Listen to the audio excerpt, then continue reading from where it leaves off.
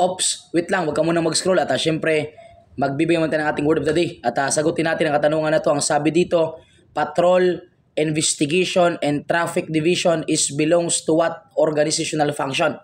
Okay? So, ang katanungan natin dito is yung ating patrol daw, yung investigation, yung traffic natin is belongs to what organizational function? Kasi nga, meron tayong klase, meron tayong organizational function, tsaka meron din tayong organizational structure. Okay? So, ang pagpilian natin dito is letter A, line function ba siya belong? Letter B, staff function ba siya? Or letter C, auxiliary function? Or delta, line, and staff. Okay? Now, tandaan natin class, elimination process tayo, ikis na agad yung delta. Kasi yung delta natin class, line and staff, that is considered belongs to organizational structure. Ang kasama niya dyan, line organization, functional organization, and line and staff organization. Okay? Or structure, kumbaga. Line structure, functional structure, or line and staff structure. Okay? Paano ba natin masasabing line and staff?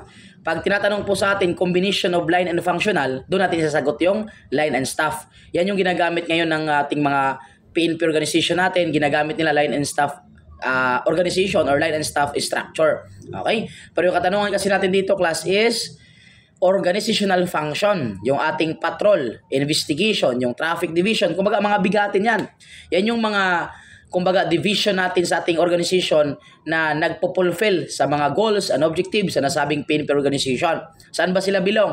Okay? So, the correct answer natin dyan is line function. Tandaan natin, class, line or primary function, nandyan yung ating patrol division, investigation, traffic, at iba pang mga major na operation na ginagawa nating PNP. Paano naman po, sir, pag tinatanong, yung patrol officer, investigator, yung traffic officer, saan ba sila kabilang? Di dun pa din sa line function or sa primary function natin. Okay? Kasi yung ating staff function class, ang kumbaga ang purpose niya, ang trabaho niya is to support the line function. Okay, yung ating staff function is to support the line function.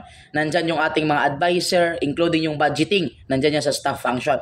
Kasi yung ating auxiliary function naman is, that is also considered as logistical operation.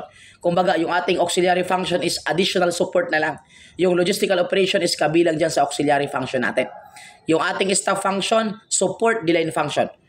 Okay, nandyan yung advisor, nandyan yung tinatawag nating budgeting. Pero ang auxiliary function kasi, additional support. That is, dyan papasok yung ating logistical operation. Pero yung ating patrol, investigation, traffic is belongs to line function. So the correct answer is alpha, line or primary function. So sana nakatulong sa inyo yan class. At syempre, ito pa din ang inyong code, your Mr. Word of the Day, Emmanuel, the Master Showman, Philister Bilacalo sa CBRC National Lecturer and a registered criminologist. Nasasabi sa inyo na para pumasa sa board examination, kailangan natin ang baso siya at tsamba. Baso siya, basa, sulat, and share, sabi ng tsamba, tiyaga, sipag at manalangin bawat araw. Thank you so much. God bless you all.